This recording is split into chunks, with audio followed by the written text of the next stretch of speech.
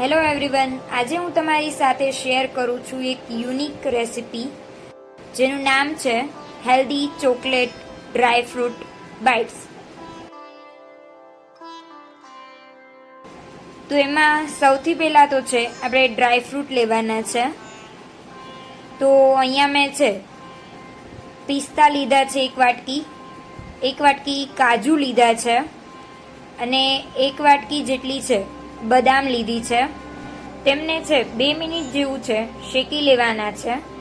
ત્યાર પછી તેને ઠંડા થવા માટે એક પ્લેટમાં કાઢી લેવાના છે.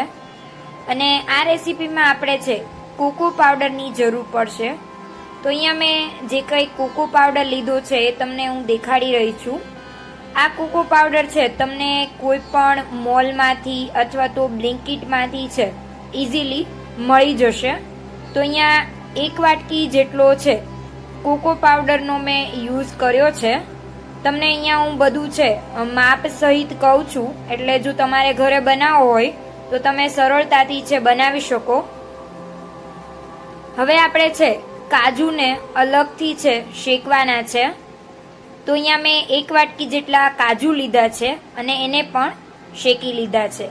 હવે આપણે જે મિક્સ ડ્રાય ફ્રૂટ છે શેક્યું હતું એ ઠંડુ થઈ ગયું છે, એટલે આપણે એને મિક્સરમાં છે ક્રશ કરી લઈશું.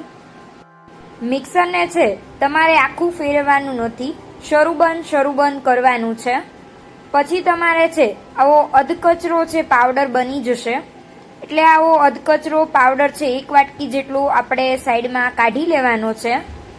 અને ફરી પાછું મિક્સર શરૂ કરીને આ જે કંઈ ડ્રાય ફ્રૂટ છે એનો સાવ પાવડર બનાવી દેવાનો છે. તમે જોઈ શકો છો આ રીતનો સાવ છે ડ્રાયફ્રૂટનો પાવડર થઈ જવો જોઈએ.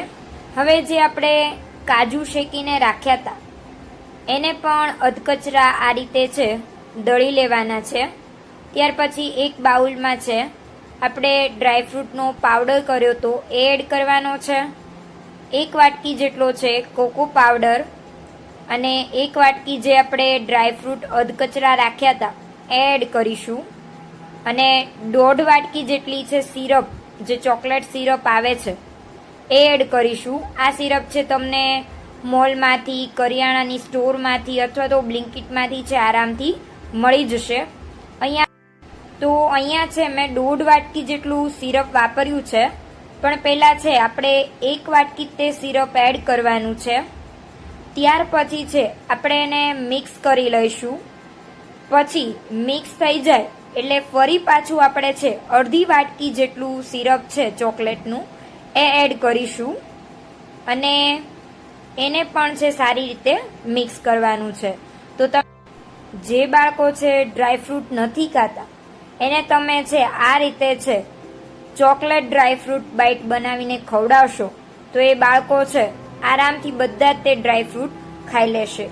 ઇવન તમારા ઘરમાં કોઈ પણ હોય એને આ બાઇટ્સ છે બહુ જ તે ભાવશે. તો એકવાર છે જરૂરથી તમે આ બાઇટ છે ટ્રાય કરજો, બનાવજો, કેમ કે બનાવવામાં બહુ જ ત્યાંની રીત સહેલી છે. હવે છે આપણે જ્યારે એના લાડવા વાળીએ છીએ એટલે કે બોલ બનાવીએ છીએ ત્યારે છે હાથમાં થોડું ઘી લગાવી દેવાનું છે, કેમ કે આમાં છે ને ચોકલેટ સિરપ આવે છે તો એનાથી છે હાથમાં સિરપ છે થોડું ચોંટે છે. એટલે ઘી લગાવીને પછી વાળશો તો બિલકુલ ચોટશે નહીં.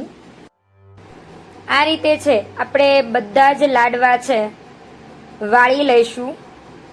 તો અહીંયા તમે જોઈ શકો છો એક એક કરીને હું બધા જ લાડુ છે તૈયાર કરી રહી છું.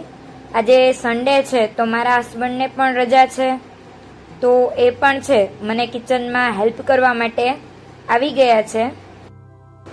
વાવ,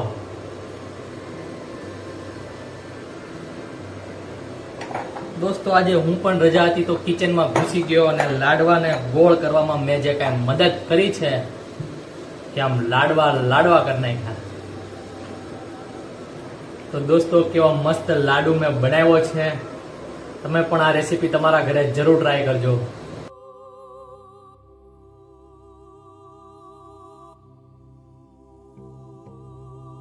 તમે પણ છે આ રીતે હેલ્ધી ડ્રાયફ્રૂટ બાઇટ ચોક્કસથી બનાવજો. અહીંયા આપણે લાડવા છે બધા વળાઈ ગયા છે.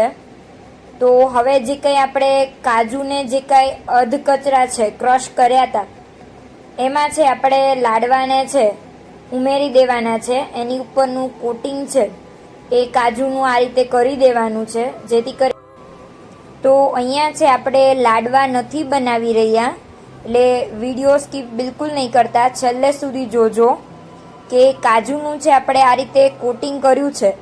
પછી આપણે આનો ફાઇનલ ટચ દેવાનો હજી બાકી છે. આપણે શું કરવાનું છે કે આ રીતે બધા જ તે જે કંઈ આપણે લાડવા વાળ્યા હતા એને આ રીતે કાજુનું કોટિંગ કરી દીધું છે. પછી આપણે એક વેલણ લેવાનું છે. વેલણ બધાના ઘરમાં ઇઝીલી મળી જાય છે. પછી વેલણ ઉપર છે થોડું ઘી લગાવવાનું છે. પછી વેલણની મદદથી છે આપણે આ રીતે છે લાડુને પ્રેસ કરી દેવાનો છે, ને વચ્ચે છે આપણે ચોકલેટનું જે કંઈ સિરપ છે એ એડ કરવાનું છે. તો અહીંયા મેં બધા જે કંઈ લાડવા તૈયાર કર્યા હતા એમાં વચ્ચે છે સિરપ ભરવા માટે આ રીતે છે જગ્યા કરી લીધી છે. હવે જે આપણે આગળ જે કંઈ સિરપ વાપર્યું હતું એ જ સિરપ મેં અત્યારે છે અંદર સ્ટફિંગ માટે યુઝ કર્યું છે. સ્ટફિંગ તો ન કહેવાય પણ એક ગાર્નિશિંગ માટે યુઝ કર્યું છે.